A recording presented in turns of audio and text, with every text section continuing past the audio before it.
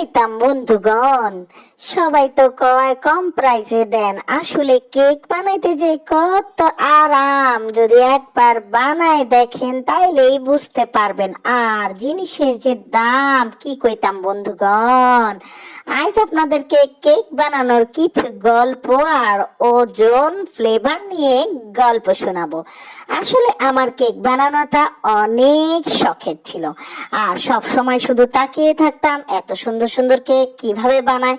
যদিও আমি এখন পর্যন্ত এত সুন্দর সুন্দর কেক বানাতে পারি না, তারপরও যতটুকু পারি ততটুকু দিয়েই আপনাদের কাছে যেতে পেরেছি এবং আরো অনেক অনেক সুন্দর সুন্দর নতুন নতুন ডিজাইন আপনাদের সামনে তুলে ধরার ইচ্ছে আমার আছে। দেখা যাক, বাকিটা আল্লাহ ভরসা। যেহেতু এই কাজটা আমার শখের কাজ, তাই নিত্য নতুন কাজ করা আমার শখ। আর এই কেকের কাজ নিয়েই আমি আমার জীবনে কিছু একটা করতে চেয়েছি। দেখা যাক, বাকিটা আল্লাহ ভরসা। এই যে দেখছেন মেকআপ থিম কেক, ওরে আল্লাহ রে, মেকআপ তো জীবনে আমি আমার মুখেই ব্যবহার করি নাই, সেই মেকআপ কিনা আমার দিতে হচ্ছে কেকের উপরে। আশ্চর্য হলেও সত্যি, এই কেকগুলো আমি শুধু তাকায় তাকায় চাইয়া চাইয়া দেখতাম যে ও মা গো, এগুলো কিভাবে তৈরি হয়, এগুলো কি খাওয়া যায় নাকি এগুলো শুধু শুধু মুখেই ব্যবহার করা যায়। কিন্তু এগুলো হলো ফন্টেন্টের তৈরি, আর ফন্টেন্টের তৈরি করা যে কোনো কেক দেখতে অসাধারণ লাগলেও তৈরি করতে অনেকটা সময় লাগে এবং প্রাইসটাও অনেকটা বেশি হয়ে থাকে।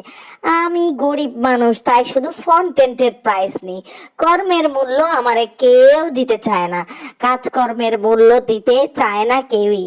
ভাবে যে আমি কত টাকা নিতেছি, আর নিয়ে নিয়ে মনে হয় অনেক বড় লোক হয়ে যাইতেছি। যাই হোক, মাদার থেকে এলাকাতে থাকি, গরিব এলাকাতে থাকি, দেখি কিছু কাজকর্ম শিখি, মনটা চায় যে কত কিছু মনে হয় করব। এই যে দেখুন, আমি যে লাগাচ্ছি তারপরেও কিন্তু আমি এটা টেনে দিছি, তারপর আমার খুব সাবধানে লাগাচ্ছি।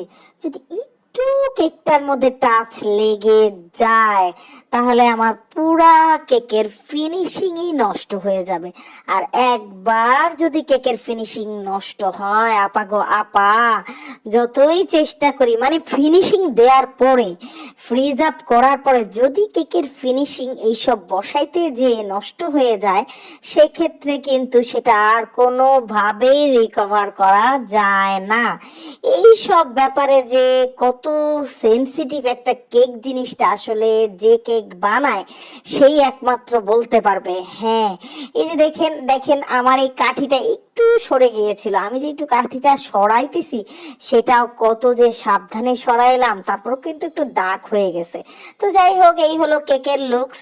আমি মেকআপ থিম কেক অনেক কম বানিয়েছি, তো এই কয়েকটাই, কারণ আমি আরো অনেক বেশি বানাতে পারবো যদি আপনারা আমার পাশে থাকেন।